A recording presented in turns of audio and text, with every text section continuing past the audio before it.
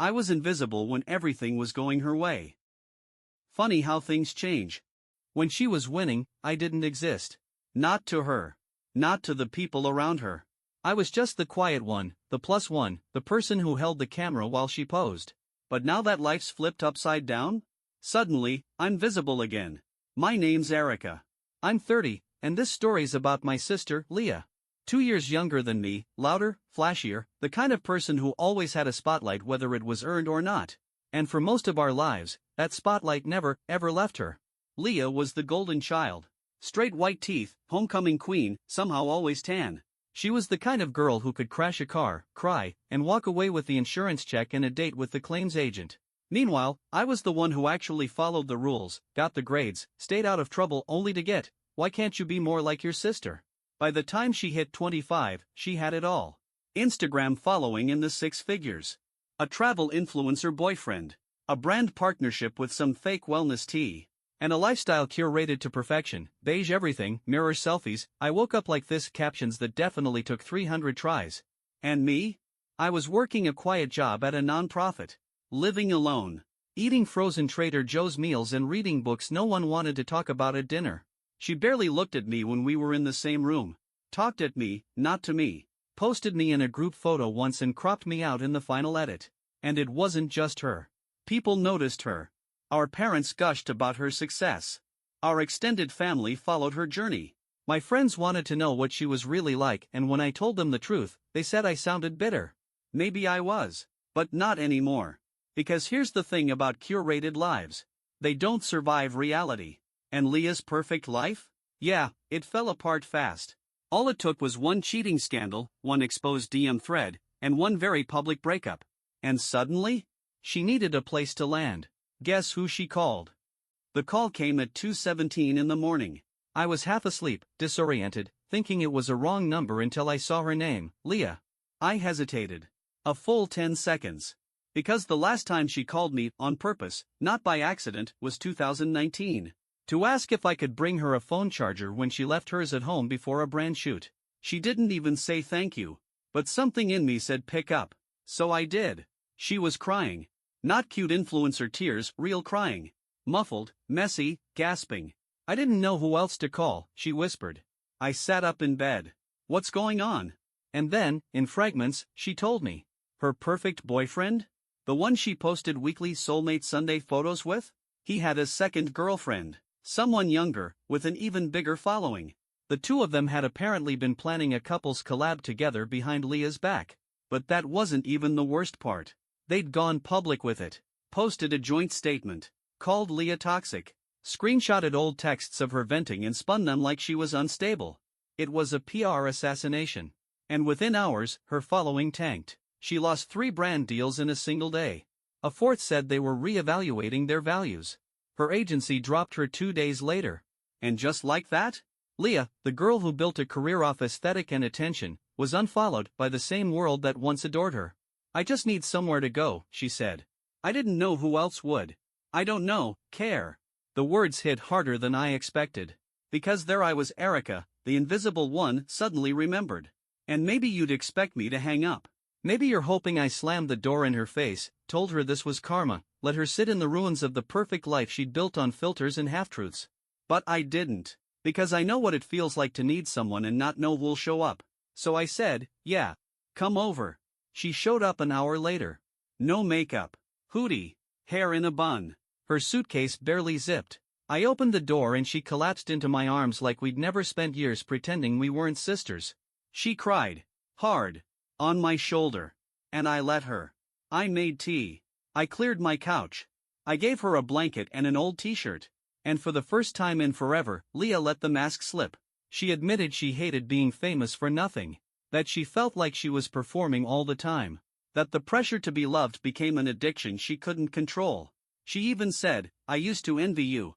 You had a life. I had a feed. That one stopped me cold. Because I had spent years envying her. And now here she was, sitting in my apartment, no longer larger than life, but just real. And I started to wonder. Maybe we were both victims of the same machine. The next morning, Leah woke up before me. I walked into the kitchen to find her standing there barefoot, staring at a chipped mug like it was some ancient artifact. My $3 mug from the farmer's market. Not vintage. Not branded. Just real. You live like an actual person, she said quietly. I raised an eyebrow. You say that like it's a bad thing. She shook her head. No. I mean, it's weirdly peaceful. You don't have ring lights. You don't have to think about which color smoothie bowl gets more engagement. I laughed. That's because I eat frozen waffles. She smiled for the first time in days. Not for the camera. Not for likes. Just smiled. The days passed, and she stayed. At first, I figured it would be temporary, just long enough for her to find a sublet or rebrand or bounce back. But she didn't move. Not emotionally. Not physically. And slowly, something strange started happening. We became friends. Not just sisters by blood, but actual friends. She helped me alphabetize the books I'd been meaning to sort for months. I showed her how to cook pasta without Googling it. We binge-watched old seasons of Survivor and argued about tribal councils. She started opening up more. About how toxic the influencer world really was. How every friendship felt like a networking move. How she'd stopped knowing what her own voice sounded like because she was too busy crafting captions that didn't feel too real. One night, she said, "You always seemed so boring to me. Now I think I was just scared of being ordinary." I looked at her. And now? She shrugged. Now I think ordinary might be kind of extraordinary. But here's the twist. While Leah was learning to slow down, be human, and breathe, I was the one who started getting attention. See, I'd been posting little bits of writing online. Short essays, thoughts, reflections. Not for clout, just for myself. But after Leah reposted one of them on her dwindling Instagram, something wild happened. It blew up. Suddenly, I had followers. Comments. People saying things like, "You put into words something I've always felt." My inbox filled with interview requests, podcast invites, even a small publisher asking if I had more. Me. Erica. The invisible sister. The quiet one. And guess who noticed? Everyone. Mom. Dad. Old classmates. Even a few of Leah's former brand partners started following me. It was surreal. Like the universe had flipped the script. But here's the thing. It didn't make me feel superior. It made me feel seen. And more importantly, it made me realize something I wish I'd known 10 years ago. You don't have to be loud to matter. You don't have to be filtered to be enough. You don't have to be first to be worthy. And sometimes, being invisible is just the prelude to finally stepping into your own light. It's been 6 months since Leah showed up at my door in tears. She's still here. Not living on my couch anymore, she got her own place a few blocks away, but in my life. For the first time, truly in it. We talk every day. Not because we feel obligated. Because we want to. She's not trying to claw her way back into influencer fame anymore. She's got a part-time job at a local cafe, is taking classes in graphic design, and get this, she volunteers twice a week teaching digital media skills to teenagers. She told me the other day, "I used to think influence was about being followed. Now I think it's about helping people find their voice." If 25-year-old Leah had said that, I would have assumed it came from a Pinterest quote board. But now, she means it. As for me, the writing took off. I signed a deal to publish a collection of essays. I spoke at a local bookshop event where, for the first time, someone asked for my autograph. And when I walked off stage that night, Leah was waiting near the back. Tears in her eyes. "Do you know how proud I am of you?" she whispered. I nodded. I do now. Because she sees me now. Not as her backup singer. Not as the sister who held the phone during photo shoots. But as a person in my own right. As someone worth celebrating. Funny how that works. When she had everything, I was invisible. Now that she's stripped it all down to what actually matters, we both are exactly who we were supposed to be all along. No filters.